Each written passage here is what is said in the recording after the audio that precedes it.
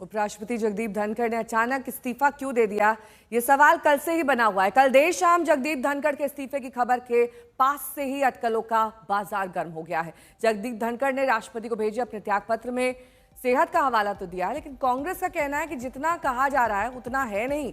धनखड़ कल शाम तक तो ठीक थे।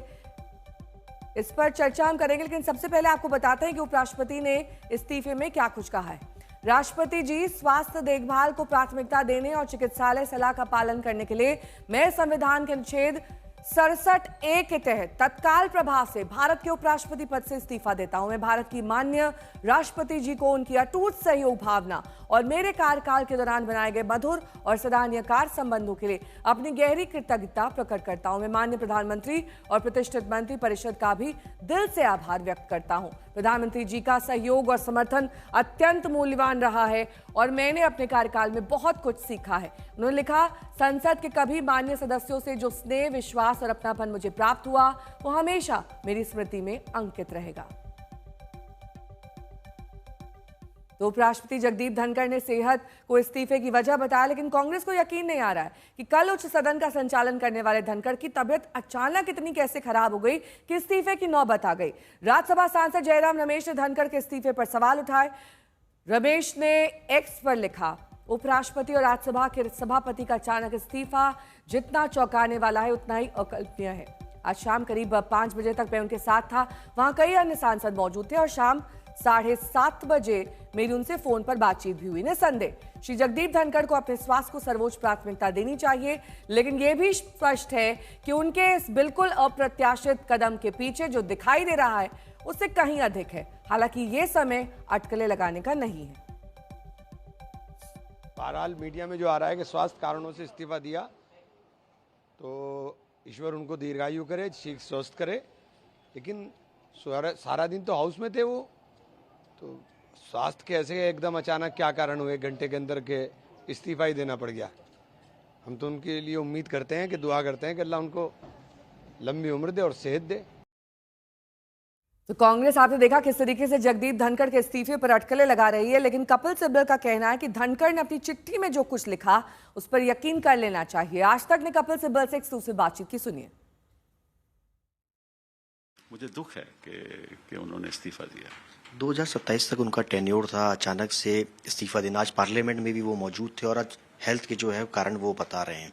क्या लगता है इसके पीछे और भी कुछ वजह है, क्योंकि सरकार है और सरकार और उपराष्ट्रपति के बीच में कुछ ऐसा कुछ जिसके लगता है ह्यूमर्स बहुत सारी चीजें फैल। ये तो पत्रकार हमेशा ऐसे सवाल पूछते हैं और पत्रकार ही इसकी गहराई तक पहुंचे। लेकिन जहां तक मेरा अपना व्यक्तिगत सवाल है वो ये है कि अगर उन्होंने कहा है कि मैं स्वास्थ्य की वजह से, तो उस बात को छोड़ देना चाहिए, इससे आगे नहीं बढ़ना चाहिए।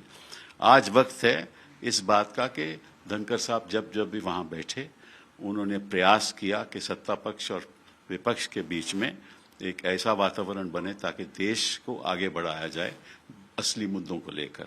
और हमेशा से कहते थे और प्रयास भी करते थे, लेकिन जो स्थिति रही कई वर्षों से वो कामयाब नहीं हो पाए। हम सब भी कामयाब नहीं हो पाए, लेकिन उनका प्रयास हमेशा रहा।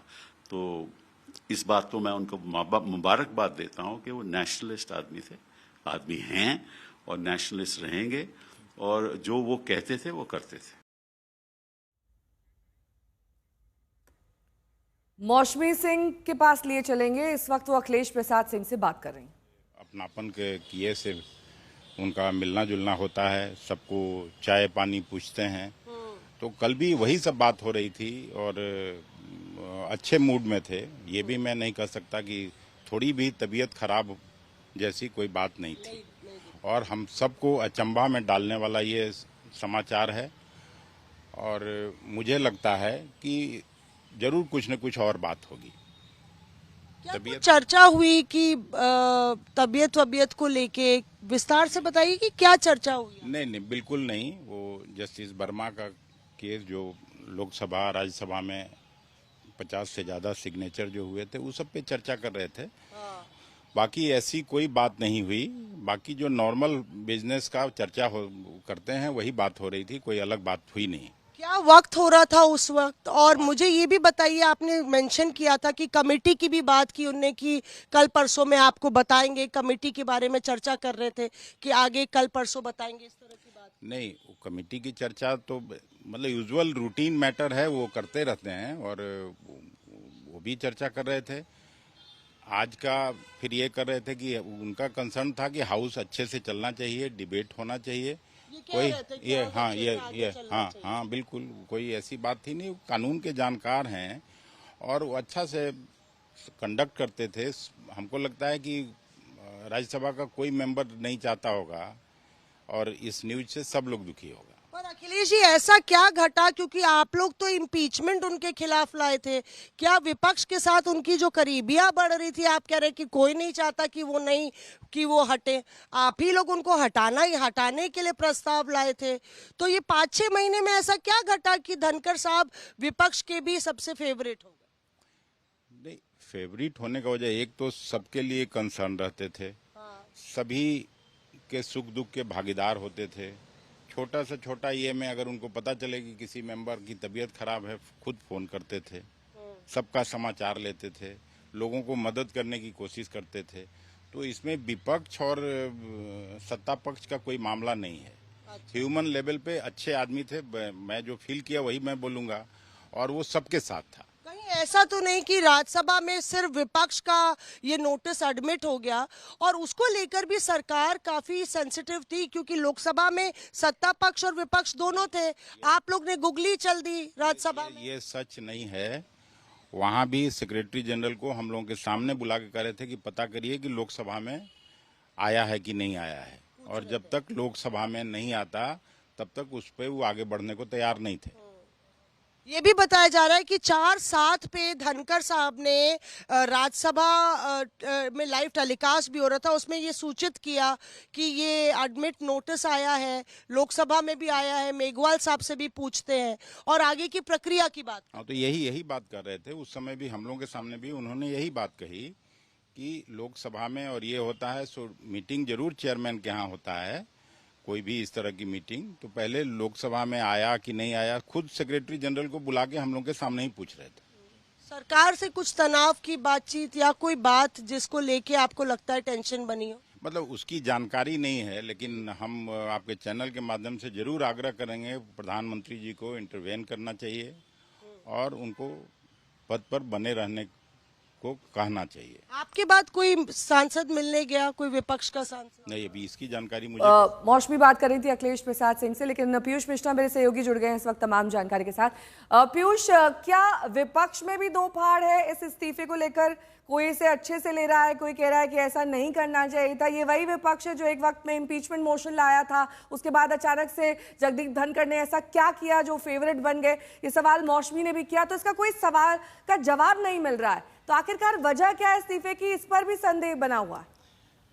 ये देखिए, क्यास तो काफ़ी लगाए जा रहे हैं, कटकली भी काफ़ी लगाए जा रहे हैं, लेकिन इन सब से परे एक बात जो दर्शकों को बताने की बेहद ज़रूरत है कि जगदीप धनखड़ पिछले काफ़ी लंबे समय से बीमार थे। वो एम्स में एडमिट भी हुए थे, उस वक्त प्रधानमंत्री भी उनसे एम्स में मिलने गए थे, और उसके बाद आपको याद होगा कुछ दिनों पहले जगदीप धनखड़ उत्तराखंड भी गए थे और वहाँ पर कुमाऊं विश्वविद्यालय के प्रोग्राम के बाद भी उनकी तबीयत जो है ख़राब हो गई थी। ये भी बहुत महत्वपूर्ण है बताना कि जब राज्यसभा चलता है और जगदीप धनखड़ चेयर पर होते हैं, तो उसके जब वो लगभग 1 से 1.5 घंटा या 2 घंटा से ज़्यादा बैठ जाते हैं, तो उसके बाद उनको आराम करने की भी ज़रूरत होती है।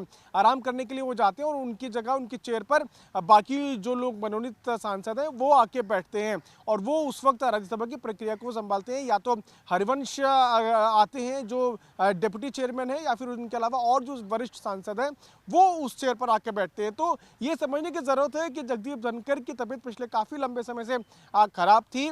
अटकलें ज़रूर लगाई जा रही हैं कि कुछ हुआ कल 1 से 4:30 के बीच में, और उसके बाद जो है ये इस्तीफे के लिए उनको कहा गया और ये इस्तीफा जो है वो सामने आया। लेकिन इन सब चीज़ों के अलावा जो फैक्ट्स हैं, जो बातें हैं, वो ये कि जगदीप धनखड़ की तबीयत पिछले काफ़ी लंबे समय से खराब रही है, और इस बात का जिक्र वो कई बार कर भी चुके हैं। एक बार तो चर्चा के दौरान गृह मंत्री अमित शाह जब अपनी बात रख रहे थे तो बीच में जगदीप धनखड़ को उठ के जाना पड़ा, क्योंकि उनकी तबीयत बीच में ही खराब हो गई थी और जाके उनको अपने चेंबर में थोड़ा आराम करना पड़ा, क्योंकि उम्र भी उनकी काफ़ी हो गई, 74 साल की वो हो चुकी है और पिछले काफ़ी लंबे समय से लगातार उनकी तबीयत जो है वो खराब रही और यही जो है बड़ा उन्होंने कारण भी बताया है अपने त्याग पत्र में। ठीक है, बहुत बहुत शुक्रिया इस तमाम जानकारी के लिए आपका।